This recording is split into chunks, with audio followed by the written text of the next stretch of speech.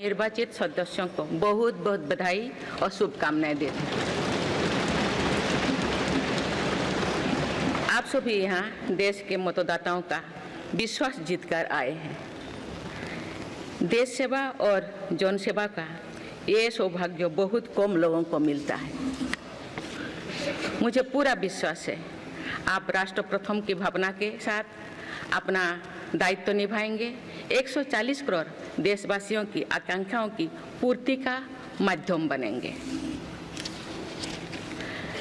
मैं श्री ओम बिरला जी को लोकसभा के अध्यक्ष की गौरवपूर्ण भूमिका के निर्वहन के लिए शुभकामनाएं देती हूँ। उनके पास सार्वजनिक जीवन का बहुत व्यापक अनुभव है।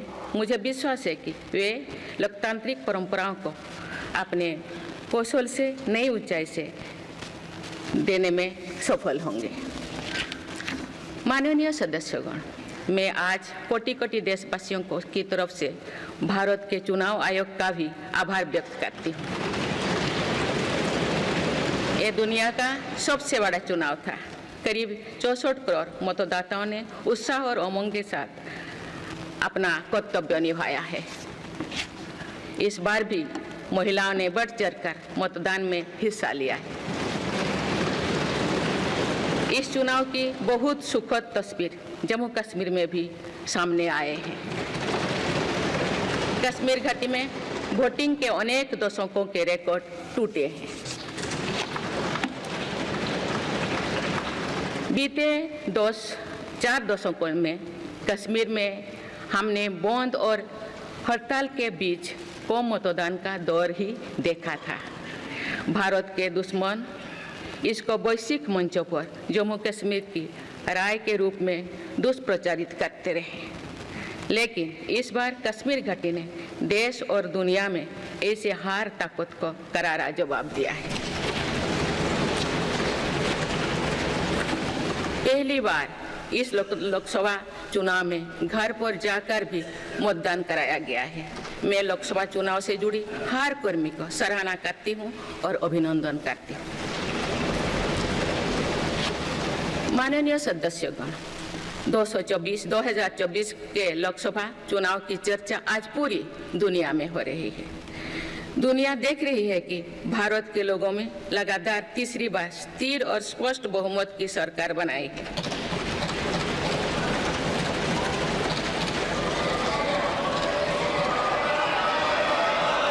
छह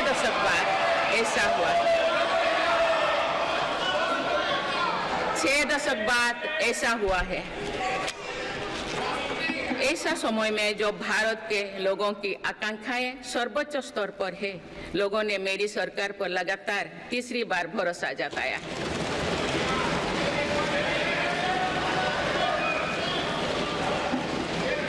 भारत के लोगों को ये पूर्ण विश्वास है कि उनकी आकांक्षाएं सिर्फ मेरी सरकार ही पूरा कर सकती है। इसलिए 2024 का ये चुनाव नीति, नियत, निष्ठा और निर्णयों पर विश्वास का चुनाव रहा है। मजबूत और निर्णायक सरकार में विश्वास, सुशासन, स्थिरता और निरंतरता में विश्वास, ईमानदारी और कड़ी मेहनत में विश्वास, सुरक्षा और समृद्धि में विश्वास, सरकार की गारंटी और डिलीवरी पर विश्वास, विकसित भारत के संकल्प में विश्वास। मेरी सरकार ने 10 वर्षों से सेवा और सुशासन का जो मिशन चलाया है, ये उस पर मुहर है।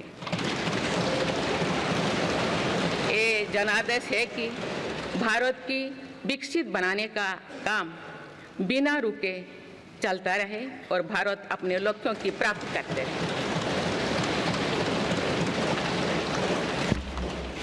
माननीय सदस्यगण, 18वीं लोकसभा कई मायनों में एक ऐतिहासिक लोकसभा है। ये लोकसभा अमृतकाल के शुरुआती वर्षों में गठित हुई है। ये लोकसभा देश के संविधान को अपनाने के 75वें वर्षों की भी साक्षी बनेगी। मुझे विश्वास है कि इस लोकसभा में जन कल्याण के फसलों का नवीन अध्याय लिखा जाएगा। आगामी सत्रों में मेरी सरकार अपने इस कार्यकाल का पहला बजट पेश करने जा रही है।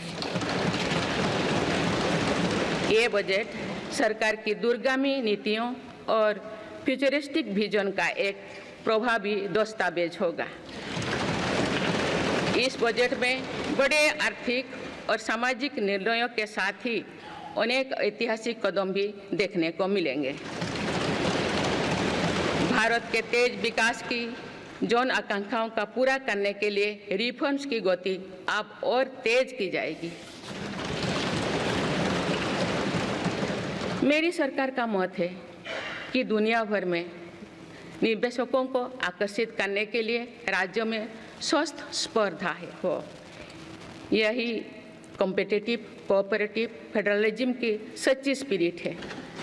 राज्यों के विकास से देश का विकास, इसी भावना के साथ हम आगे बढ़ते रहेंगे। माननीय सदस्यगण, रिफॉर्म, परफॉर्म और ट्रांसफॉर्म के संकल्प ने आज भारत को दुनिया की सबसे तेजी से बढ़ने वाली अर्थव्यवस्था बना दिया है। 10 साल में भारत 11वें नंबर की अर्थव्यवस्था से ऊपर उठकर 5वें नंबर पर पहुंचा है। साल 2021 से लेकर साल 2024 के बीच भारत में औसतन 8% की रफ्तार से विकास किया है और ये ग्रोथ सामान्य समय में नहीं हुई है। बीती वर्षों में हमने 100 साल की सबसे बड़ी आपात देखी। वैश्विक महामारी के कालखंड और विश्व के अलग अलग कोने में चल रही संघर्षों के बावजूद भारत ने ये विकास दर हासिल की है। ये बीते 10 साल के रिफॉर्म्स और राष्ट्रहित में के लिए किए गए फैसला के कारण संभव है। आज भारत अकेले ही दुनिया की ग्रोथ में 15% का योगदान दे रही है। अब मेरी सरकार भारत को विश्व की तीसरे नंबर की इकोनॉमी बनाने में जुटी हुई है। इस लक्ष्य की प्राप्ति विकसित भारत की नींव को भी मजबूत करने में के काम करेगी। माननीय सदस्यगण, मेरी सरकार अर्थव्यवस्था के तीनों स्तंभों मैन्युफैक्चरिंग, सर्विसेज और एग्रीकल्चर को बराबर महत्व दे रही है।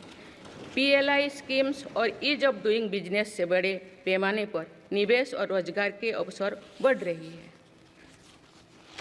पारंपरिक सेक्टर्स के साथ साथ सनराइज सेक्टर्स को भी मिशन मोड पर बढ़ावा दिया जा रहा है। चाहे सेमीकंडक्टर हो या सोलर हो, चाहे इलेक्ट्रिक व्हीकल हो या इलेक्ट्रॉनिक्स गुड्स हो, चाहे ग्रीन हाइड्रोजन हो या बैटरीज हो, चाहे एयरक्राफ्ट कैरियर्स हो या फाइटर जेट्स हो, भारत इन सब सेक्टर्स में अपना विस्तार कर रहा है। लॉजिस्टिक्स कॉस्ट को कम करने के लिए भी मेरी सरकार लगातार प्रयास कर रही है। सरकार सर्विस सेक्टर को भी मजबूत करने में जुटे हैं। आज IT से लेकर टूरिज्म तक, हेल्थ से लेकर वेलनेस तक हर सेक्टर में भारत लीडर बन रहा है और इससे बड़ी संख्या में रोजगार और स्वरोजगार के नए मौके बन रहे हैं। माननीय सदस्यगण, पिछले 10 वर्षों में मेरी सरकार द्वारा ग्रामीण अर्थव्यवस्था के हर पहलू पर बहुत जोर दिया गया है। गांव में कृषि आधारित उद्योगों, डेयरी और फिशरीज आधारित उद्योगों का विस्तार किया जा रहा है। इसमें भी सहकारिता को प्राथमिकता दी गई है। सरकार किसानों उत्पाद संघ, FPO और FACTS जैसे सरकारी संगठनों का एक बड़ा नेटवर्क बना रही है। छोटे किसानों की बड़ी समस्या भंडारण से जुड़े होती है, इसलिए मेरी सरकार ने सहकारिता क्षेत्र में दुनिया की सबसे बड़ी भंडारण योजना पर काम शुरू कर चुकी है। किसान अपने छोटे खर्चे पूरे करने के लिए इसके लिए PM किसान सम्मान निधि के तहत उन्हें 3,20,000 करोड़ रुपये से ज़्यादा राशि दे सकती है। मेरी सरकार के नई कार्यकाल के शुरुआत दिनों से ही किसानों को 20,000 करोड़ रुपया से अधिक की राशि ट्रांसफर की जा चुकी है। सरकार ने खरीफ फसलों के लिए एमएसपी में भी रिकॉर्ड वृद्धि की है।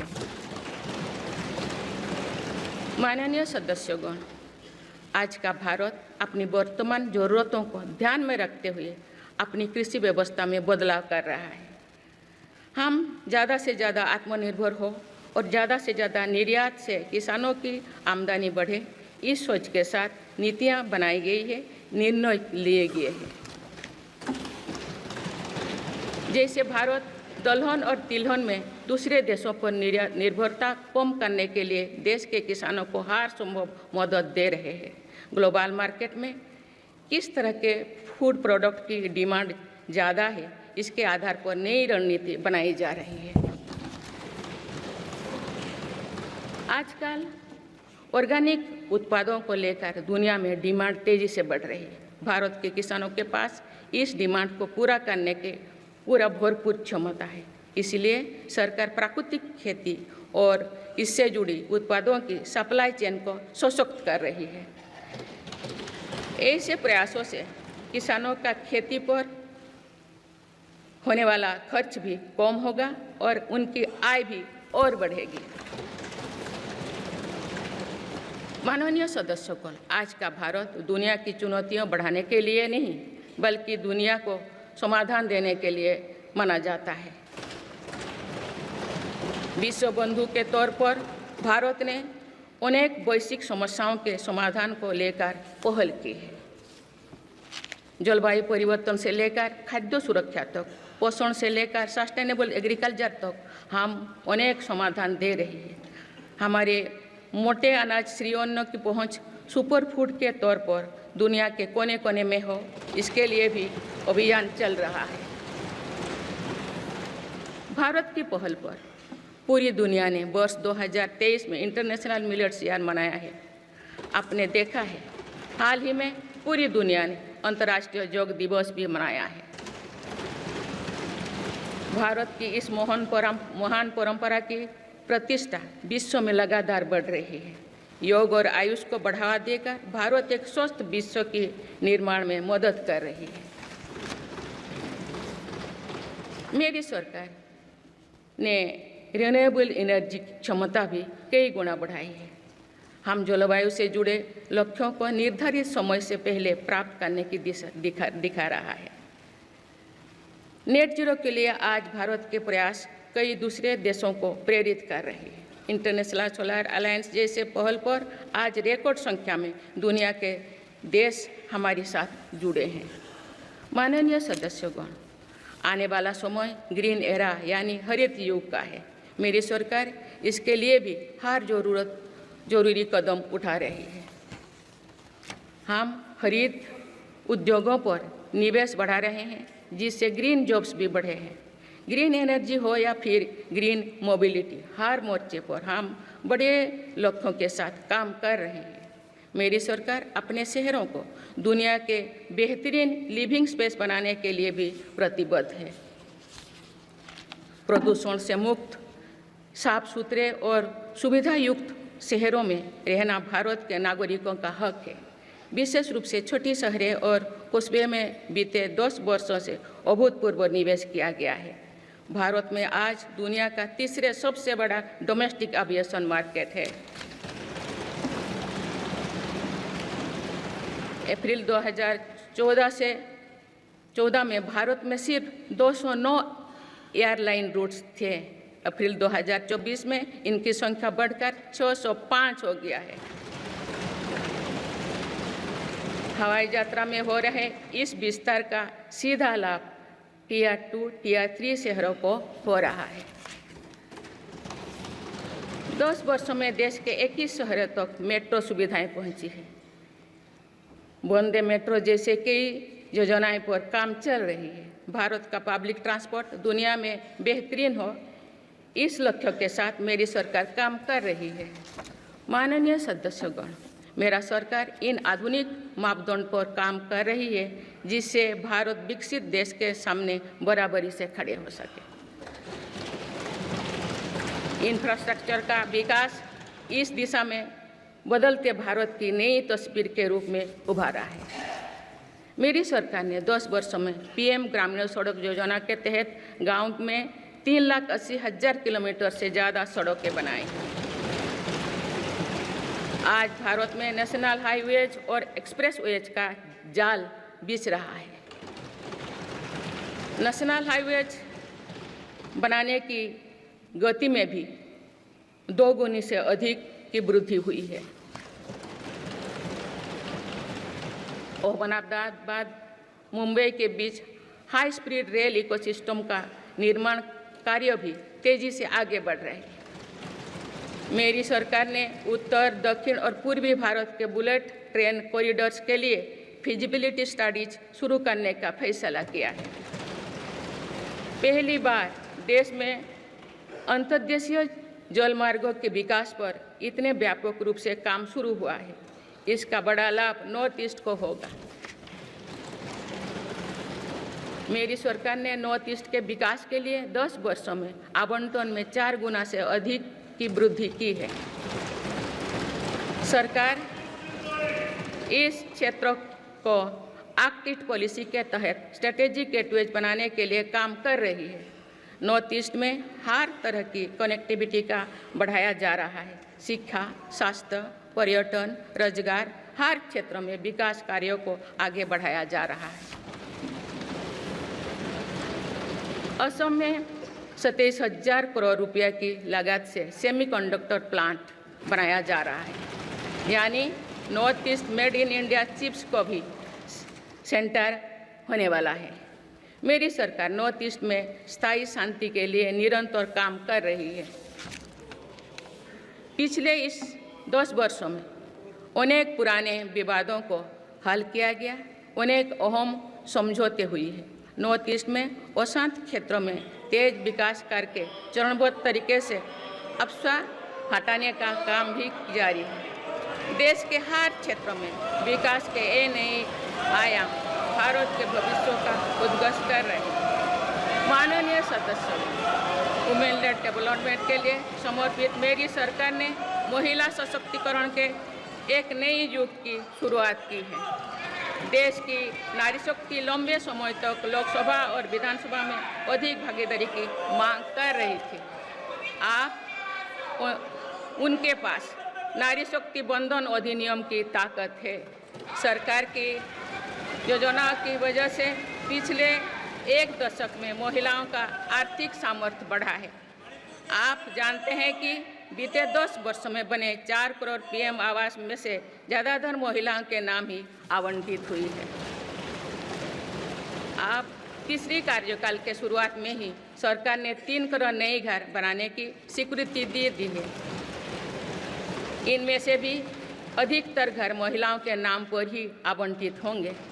बीते 10 वर्षों में 10 करोड़ महिलाएं सेल्फ हेल्प ग्रुप्स से जुड़े हैं।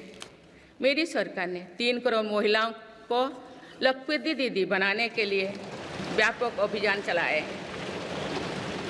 इसके लिए सेल्फ हेल्प ग्रुप्स को आर्थिक मदद भी बढ़ाई जा रही है। सरकार का प्रयास है कि महिलाओं का कौशल बढ़े, कमाई के साधन बढ़े और उनका सम्मान भी बढ़े।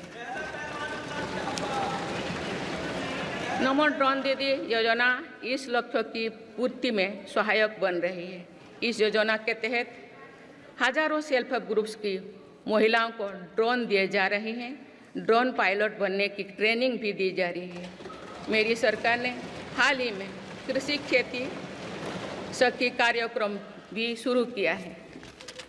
इसके तहत अभी तक सेल्फ हेल्प ग्रुप्स की 30,000 महिलाओं को कृषि सखी के रूप में प्रमाण पत्र दिए गए हैं। कृषि सखियों को आधुनिक खेती की तकनीक में प्रशिक्षण किया जा रहा है ताकि वे कृषि को और आधुनिक बनाने में किसानों की मदद कर सकें।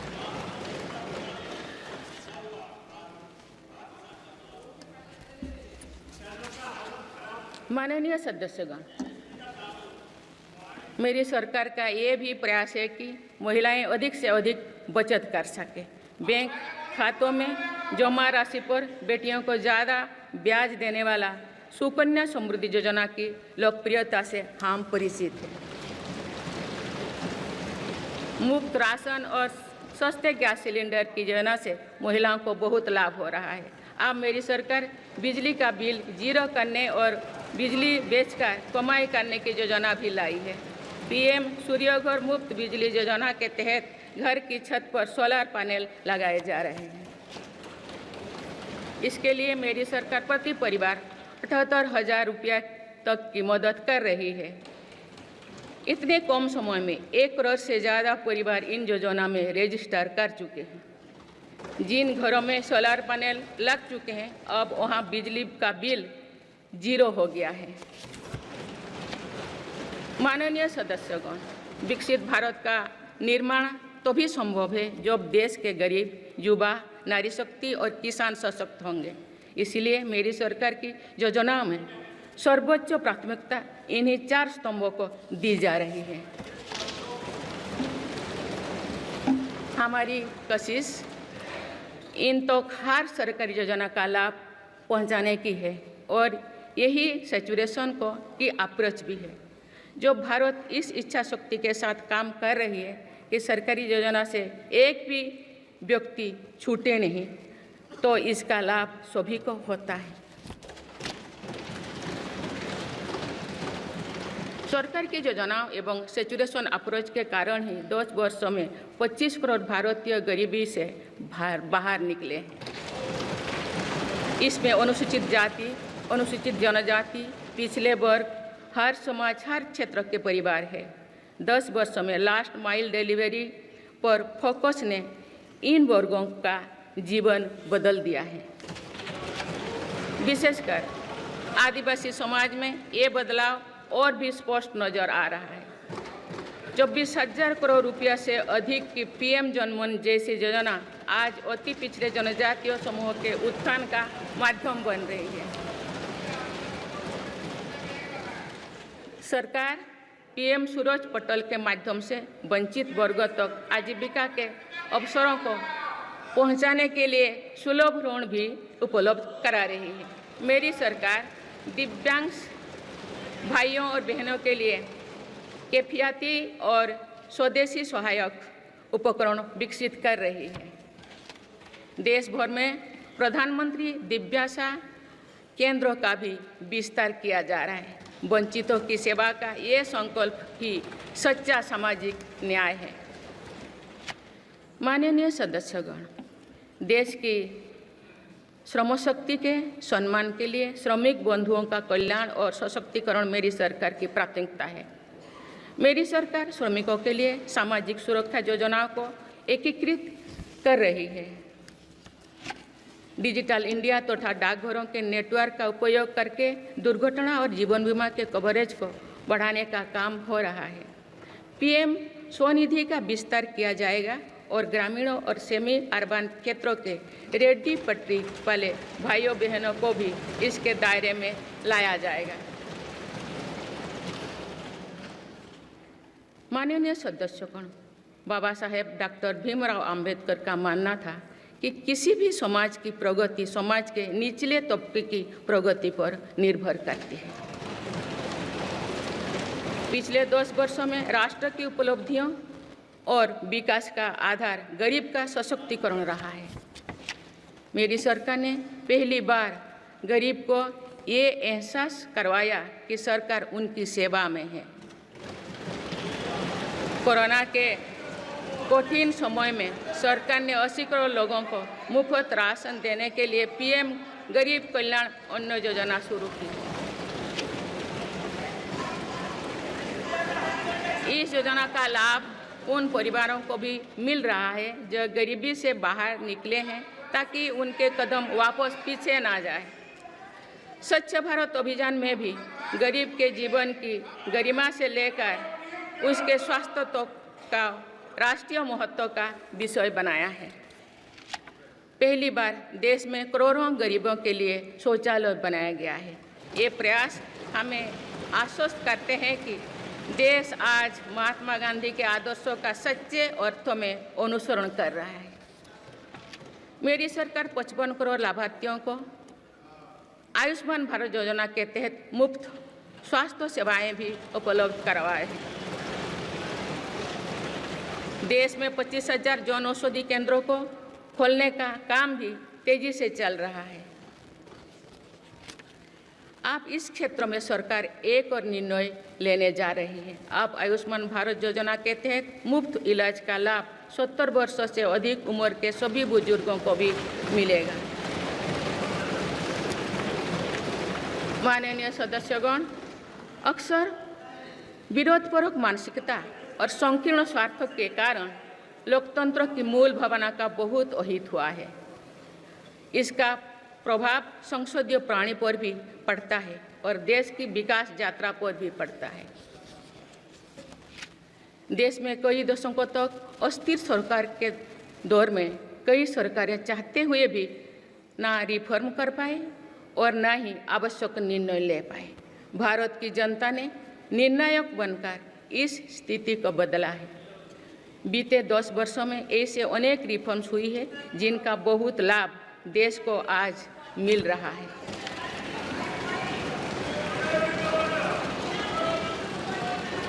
जब ये रिफॉर्म्स किए जा रहे थे तो भी इनका विरोध किया गया था। नकारात्मकता फैसले की कोशिश की गई थी, लेकिन ये सारे रिफॉर्म्स समय की कसौटी पर खरे साबित हुए हैं। 2 साल पहले भारत के बैंकिंग सेक्टर को डूबने से बचाने के लिए सरकार ने बैंकिंग रिफॉर्म्स किए, आईबीसी जैसी कानून बनाए।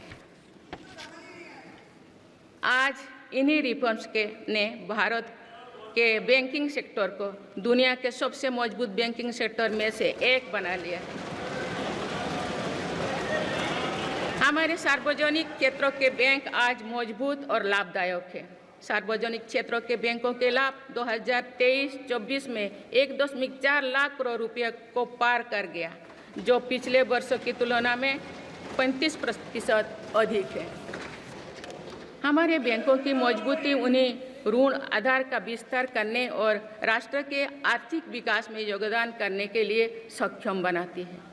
सरकारी बैंकों का एनपीए भी लगातार कम हो रही है। आज एसबीआई रिकॉर्ड मुनाफे पर है। आज एलआईसी पहले से कहीं अधिक मजबूत है। आज एचएएल भी देश की डिफेंस इंडस्ट्री को ताकत दे रही है। आज जीएसटी भारत की इकोनॉमी को फॉर्मलाइज करने का, व्यापार कारोबार को आसान बनाने का माध्यम बना रहे हैं। अप्रैल महीने में पहली बार जीएसटी कलेक्शन ने 2 लाख करोड़ रुपये का स्तर पार कर गया है। इससे राज्यों की आर्थिक ताकत भी बढ़ी है। डिजिटल इंडिया और डिजिटल पेमेंट्स के प्रति भी आज पूरा विश्व आकर्षित हो रही है। माननीय सदस्यगण, एक सशक्त भारत के लिए हमारे सैन्य बलों में आधुनिकता जरूरी है। युद्ध की स्थिति में हम सर्वश्रेष्ठ रहें, इसके लिए सेनाओं में रिफॉर्म्स की प्रक्रिया निरंतर जारी रहनी चाहिए। इसी सोच के साथ मेरी सरकार ने बीते 10 वर्षों में डिफेंस सेक्टर आने के कई महत्वपूर्ण कदम उठाए हैं। ऑर्डिनेंस फैक्ट्रीज के रिफॉर्म से डिफेंस सेक्टर को बहुत लाभ हुआ है। 40 से अधिक ऑर्डिनेंस फैक्ट्रीज को 7 निगमों में संगठित करने से उनकी क्षमता और दक्षता दोनों बढ़ी है। ऐसे ही रिफॉर्म्स के कारण भारत आज 1 लाख करोड़ रुपये से अधिक की डिफेंस मैन्युफैक्चरिंग कर रहा है। पिछले 1 दशक में हमारे डिफेंस एक्सपोर्ट 18 गुना अधिक होकर 21,000 करोड़ रुपया तक पहुंच चुका है। फिलीपींस के साथ ब्रह्मास मिसाइल का रक्षा सौदा डिफेंस एक्सपोर्ट के क्षेत्र में भारत की पहचान मजबूत कर रहा है। सरकार ने युवाओं और उनके स्टार्टअप्स को बढ़ावा देकर आत्मनिर्भर डिफेंस सेक्टर की मजबूत नींव तैयार की है। मेरी सरकार उत्तर प्रदेश और तमिलनाडु में 2 डिफेंस कॉरिडोर्स भी विकसित कर रही है। हम सभी के लिए एक खुशी की बात है कि पिछले वर्ष हमारी सैन्य जरूरतों की लगभग 70% खरीद भारतीय उद्योगों से ही की गई है। हमारी सेनाओं ने 500 से अधिक सैन्य साजो सामान को विदेशों में नहीं मंगाना तय किया है। ये सभी हथियार और उपकरण अब सिर्फ भारतीय कंपनियों से ही खरीद की जाएगी। मेरी सरकार ने सैनिकों के हितों को भी हमेशा प्राथमिकता दी है। तभी 4 दशक के बाद वन रैंक वन पेंशन को लागू किया गया है। इसके तहत अब तो 1,20,000 करोड़ रुपया दिए जा चुके हैं। शहीद सैनिकों के सम्मान के लिए सरकार ने कर्तव्य पथ के एक छोर पर नेशनल वॉर मेमोरियल की स्थापना भी की है। ये प्रयास केवल वीर जवानों के प्रति कृतज्ञ राष्ट्र का नमन ही नहीं है, बल्कि राष्ट्र प्रथम की अनवरत प्रेरणा का स्रोत भी है। माननीय सदस्यगण, मेरी सरकार देश के हर युवा को बड़े सपने देखने और उन्हें साकार करने के लिए जरूरी माहौल बनाने में जुटी है। बीते 10 वर्षों में ऐसे हर अवरोध को हटाया गया है जिसके कारण युवाओं को परेशानी थी। पहले अपने ही प्रमाण पत्रों को अटेस्ट करने के लिए युवाओं को भटकना पड़ता था। अब युवा सेल्फ अटेस्टेड करने का काम कर रहे हैं। केंद्र सरकार की ग्रुप सी, ग्रुप डी भर्तियों से इंटरव्यू को खत्म किया गया है। पहले जो विद्यार्थी सिर्फ भारतीय भाषा में पढ़ाई करते थे, उनके साथ अन्याय की जाती थी। मेरी सरकार ने नई राष्ट्रीय शिक्षा नीति लागू कर इस अन्याय को दूर करने के लिए कदम उठाए। युवाओं को अब भारतीय भाषा में इंजीनियरिंग की पढ़ाई का विकल्प भी मिला है। विगत 10 वर्ष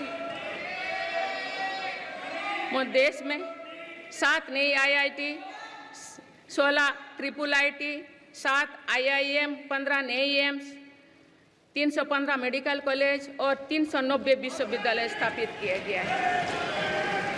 मेरी सरकार इन संस्थानों को और मजबूत बनाकर आवश्यकता के अनुसार इनकी संस्था को भी बढ़ाएंगे।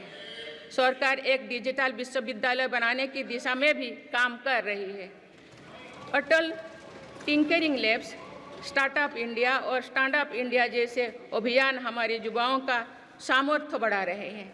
इन्हीं प्रयासों से आज भारत दुनिया का तीसरा सबसे बड़ा स्टार्टअप इकोसिस्टम बन चुका है। माननीय सदस्यगण, सरकार का ये निरंतर प्रयास है कि देश के युवाओं को अपनी प्रतिभा दिखाने का उचित अवसर मिले। सरकारी भर्ती हो या फिर परीक्षाएं, सुनिए, परीक्षाएं किसी भी कारण से इनमें रुकावट आए, ये उचित नहीं है। इनमें शुचिता और पारदर्शिता बहुत जरूरी है।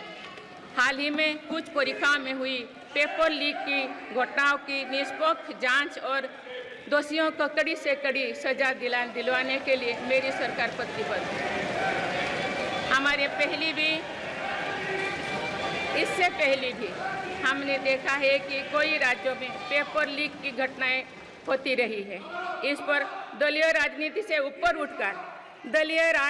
ऊपर उठकर देशव्यापी ठोस उपाय करने की जरूरत है। संसद ने भी परीक्षा में होने वाली गड़बड़ियों के विरुद्ध एक सख्त कानून बनाया है।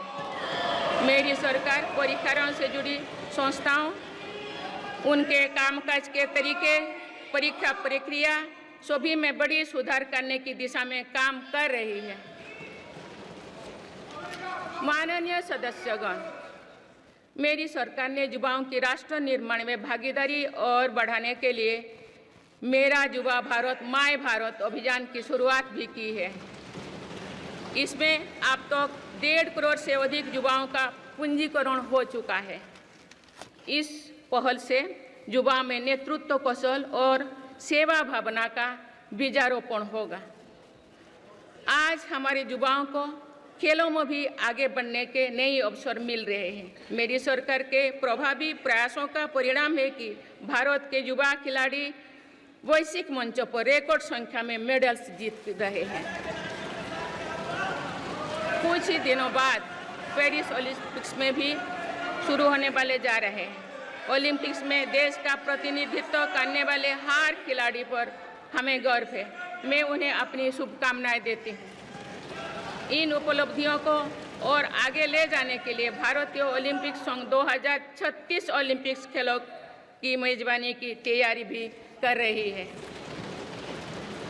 माननीय सदस्यगण, जुलाई की 1 तारीख से देश में भारतीय न्याय संहिता भी लागू हो जाएगी।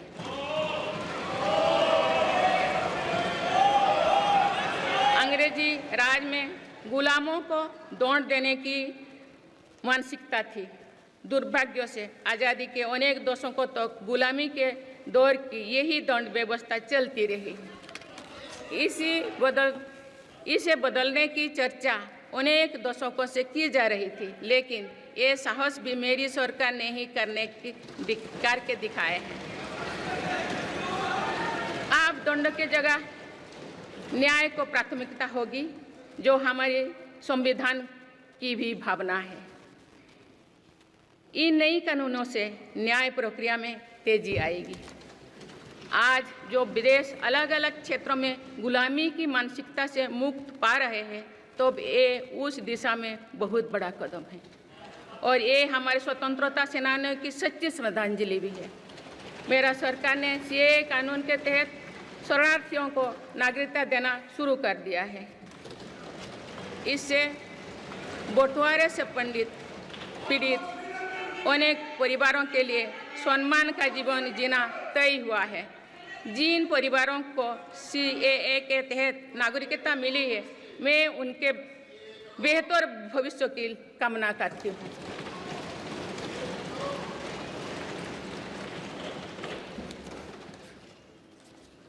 माननीय सदस्यगण, मेरी सरकार भविष्य निर्माण के प्रयासों के साथ ही भारतीय संस्कृति के वैभव और विरासत को फिर से स्थापित कर रही है। हाल में नालंदा यूनिवर्सिटी के भव्य कैंपस के रूप में इसमें एक नया अध्याय जुड़ा है। नालंदा सिर्फ एक यूनिवर्सिटी मात्र नहीं थी, बल्कि ये वैश्विक ज्ञान केंद्र के रूप में भारत के गौरवशाली अतीत का प्रमाण थी। मुझे विश्वास है कि नई नालंदा यूनिवर्सिटी भारत को ग्लोबल नॉलेज हब बनाने में सहायक सिद्ध होगी। मेरी सरकार का ये प्रयास है कि भावी पीढ़ियों को हजारों वर्षों की हमारी विरासत प्रेरणा देती है। इसलिए पूरे देश में तीर्थस्थलों को आस्था और आध्यात्म के केंद्र को सजाया संवारा जा रहा है। माननीय सदस्यगण, मेरी सरकार विकास के साथ ही विरासत पर भी उतना ही गर्व करते हुए काम कर रही है। विरासत पर गर्व का ये संकल्प आज अनुसूचित जाति, अनुसूचित जनजाति, वंचित वर्ग और सर्व समाज के गौरव का प्रतीक बन रहा है।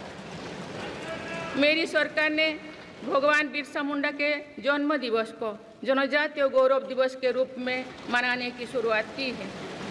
अब अगले वर्ष भगवान बिरसा मुंडा की 150वीं जयंती के पूरे देश में धूमधाम से मनाया जाएगा। देश रानी दुर्गावती की 500वीं जयंती को भी व्यापक स्तर पर मना रहा है। पिछले महीने ही देश ने रानी अहिल्याबाई होलकर की 300वीं जयंती का साल भर चलने वाला महोत्सव भी शुरू किया गया। इससे पहले सरकार गुरु नानक देव जी का 550वां और गुरु गोविंद सिंह जी का 350वां प्रकाश पर्व भी धूमधाम से मना चुके हैं। एक भारत श्रेष्ठ भारत के भाव से काशी तमिल संगमम, सौराष्ट्र तमिल संगमम जैसे उत्सवों की परिपाटी भी मेरी ही सरकार ने शुरू की है। इन आयोजनों से हमारी नई पीढ़ियों को राष्ट्र निर्माण की प्रेरणा मिलती है और राष्ट्र पर गौरव का भाव और मजबूत होता है। माननीय सदस्यगण, हमारी सफलताएं हमारी साझी धरोहर है, इसीलिए उन्हें अपनाने में संकोच नहीं, स्वाभिमान होना चाहिए। आज अनेक सेक्टर्स में भारत बहुत अच्छा प्रदर्शन कर रहा है। ये उपलब्धियां हमें हमारी प्रगति और सफलताओं पर गर्व करने की अपार अवसर देती है। जो भारत डिजिटल पेमेंट्स के मामले में दुनिया में अच्छा प्रदर्शन करता है, तो हमें गर्व होना चाहिए। जो भारत के वैज्ञानिक चंद्रयान को चंद्रमा के दक्षिणी ध्रुव पर सफलता से उतारते हैं, तो हमें गर्व होना चाहिए। जो भारत दुनिया की सबसे तेज बढ़ती इकोनॉमी बनता है तो हमें गौरव होना चाहिए। जो भारत इतना बड़ा चुनाव अभियान बिना बड़ी हिंसा और अराजकता से पूरा कराए तो भी हमें गौरव होना चाहिए। आज पूरा विश्व हमें मदर ऑफ डेमोक्रेसी के रूप में सम्मान देता है। भारत के लोगों ने हमेशा लोकतंत्र के प्रति अपना पूर्ण विश्वास प्रकट किया है। चुनाव से जुड़े संस्थाओं पर पूरा भरोसा जताया है। स्वस्थ लोकतंत्र को बनाए रखने के लिए हमें इस विश्वास को सुसह्य कर रखना है, इसकी रक्षा भी करना है। हमें याद रखना होगा, लोकतांत्रिक संस्थाओं और चुनावी प्रक्रिया पर लोगों के विश्वास को चोट पहुंचाना उसी डाल को काटना जैसे जिस पर हम सब बैठे हैं। हमारे लोकतंत्रों की विश्वसनीयता को ठेस पहुंचाने की हर कोशिश की सामूहिक आलोचना होना चाहिए। हम सभी को वो दौर याद है जो बैलेट पेपर छीन लिया जाता था, लूट लिया जाता था। मतदान प्रक्रिया को सुरक्षित बनाने के लिए ईवीएम को अपनाने का फैसला किया गया था। पिछले कई दशकों में ईवीएम में सुप्रीम कोर्ट से लेकर जनता की अदालत तो हर कसौटी को पार किया है। माननीय सदस्यगण, मैं आप सभी सदस्यों से अपनी कुछ और चिंताएं भी साझा करना चाहती हूँ। मैं चाहूँगी कि आप सभी इन विषयों पर चिंतन मनन करके इन विषयों पर ठोस और सकारात्मक परिणाम देश को दें। आज की संचार क्रांति के युग है। मैं विघटनकारी ताकतें लोकतंत्र को कमजोर करने और समाज में दरार डालने की साजिश रच रहे हैं। ये ताकतें देश के भीतर भी है और देश के बाहर भी संचालित हो रहे हैं। इसके द्वारा अफवाह फैलाने का, जनता को भ्रम में डालने का, मिस इन्फॉर्मेशन का सहारा लिया जा रहा है। इस स्थिति को ऐसे ही बेरोक-टोक नहीं चलने दिया जा सकता है। आज के समय में टेक्नोलॉजी हर दिन और उन्नत हो रही है। ऐसे में मानवता के विरुद्ध इनका गलत उपयोग बहुत घातक है। भारत ने विश्व मंच पर भी इन चिंताओं को प्रकट किया है और एक ग्लोबल फ्रेमवर्क की वकालत की है। हम सभी का दायित्व है कि इन प्रवृत्ति को रोकें, इस चुनौती से निपटने के लिए नए रास्ते खोजें। माननीय सदस्यगण, 21वीं सदी के इस तीसरे दशक में आज ग्लोबल ऑर्डर एक नया शक्ल ले रहा है। मेरी सरकार के प्रयासों से आज भारत विश्व बंधु के रूप में दुनिया को नया भरोसा दे रही है। मानव केंद्रित अप्रोच रखने की वजह से भारत आज किसी भी संकट के समय फास्ट रेस्पॉन्डर और ग्लोबल साउथ की बुलंद आवाज़ बना है। कोरोना का महासंकट हो, भूकंप जैसी कोई त्रासदी हो या फिर युद्धों की स्थितियाँ, भारत मानवता को बचाने में आगे रहा है। भारत को देखने का विश्व का नज़रिया कैसे बदला है, ये इटली में हुई G7 समिट में भी हम सभी ने अनुभव किया है। भारत ने अपनी G20 अध्यक्षता के दौरान भी विश्व को अनेक मुद्दों पर एकजुट किया है। भारत की अध्यक्षता के दौरान ही अफ्रीकन यूनियन को G20 का स्थायी सदस्य बनाया गया है। इससे अफ्रीका महाद्वीप के साथ साथ पूरे ग्लोबल साउथ का भरोसा मजबूत हुआ है। नेबरहुड फर्स्ट पॉलिसी में चलते हुए भारत ने पड़ोसी देशों के साथ अपने रिश्तों को मजबूत किया है। 7 पड़ोसी देशों के नेताओं का 9 जून को केंद्रीय मंत्रिपरिषद के शपथ ग्रहण समारोह में भाग लेना मेरी सरकार की इस प्राथमिकता दर्शाते हैं। भारत सबका साथ सबका विकास की भावना के साथ इंडो पैसिफिक क्षेत्रों के देश के साथ भी सहयोग बढ़ा रही है। पूर्वी एशिया हो या फिर मिडिल ईस्ट और यूरोप, मेरी सरकार कनेक्टिविटी पर बहुल बल दे रही है। भारत के विजन ने ही India Middle East Europe economic corridor को आकार देना शुरू किया है। ये कॉरिडोर 21वीं सदी के सबसे बड़ी गेम चेंजर में एक सिद्ध होगा। माननीय सदस्यगण, आने वाला कुछ महीने में भारत एक गणतंत्र के रूप में 75वें वर्ष पूरी करने जा रहे हैं। भारत का संविधान बीते दशकों में हर कसौटी पर खरा उतरा है। जब संविधान बन रहा था तो भी दुनिया में ऐसे ताकतें थे जो भारत के असफल होने की कामना कर रही थी। देश में संविधान लागू होने के बाद भी संविधान पर अनेक बार हमले हुए हैं। आज 27 जून है। 25 जून 1975 को लागू हुआ आपातकाल संविधान पर सीधे हमले का सबसे बड़ा और काला अध्याय था।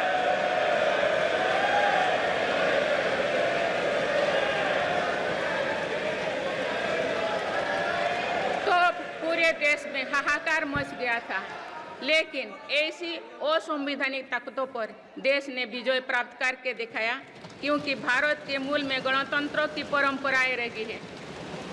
मेरी सरकार भी भारत के संविधान को सिर्फ राजकाज का माध्यम भर नहीं मानती, बल्कि हमारा संविधान जन चेतना का हिस्सा हो, इसके लिए हम प्रयास कर रहे हैं। इसी ध्येय के साथ मेरी सरकार ने 26 नवंबर को संविधान दिवस के रूप में मानना शुरू किया है। अब भारत के उस भूभाग हमारे जम्मू कश्मीर में भी संविधान पूरी तरह लागू हो गया है, जहां आर्टिकल 370 की वजह से स्थितियां कुछ और थी। माननीय सदस्यगण, राष्ट्र की उपलब्धियों के निर्धारण इस बात से होता है कि हम अपने दायित्वों का निर्वहन कितनी निष्ठा से कर रहे हैं। 18वें लोकसभा में कई नए सदस्य पहली बार संसदीय प्रणाली का हिस्सा बने हैं। पुराने सदस्य भी नए उत्साह के साथ आए हैं।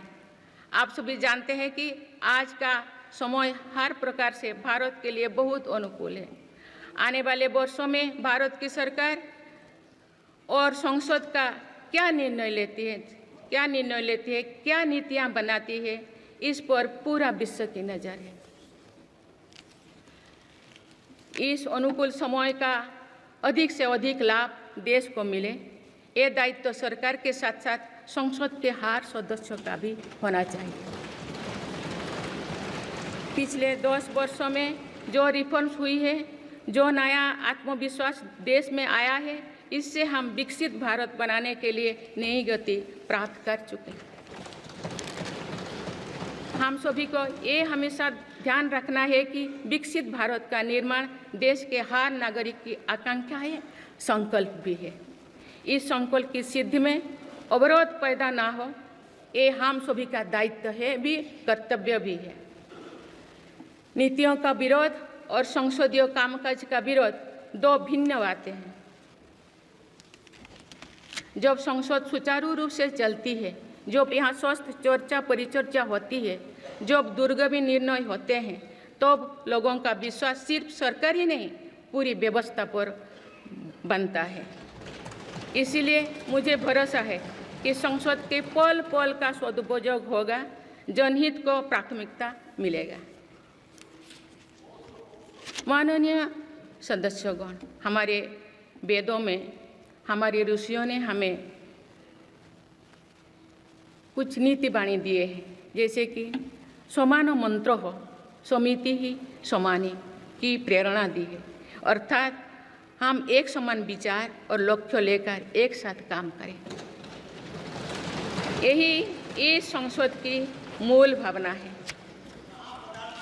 इसलिए जब भारत तीसरी नंबर की इकोनॉमी बनेगा, तो देश की इस सफलता में आपकी भी सहभागिता होगी। हम जब 2027 में आज़ादी की शताब्दी का उत्सव विकसित भारत के रूप में मनाएंगे, तो इस पीढ़ी को भी श्रेय मिलेगा।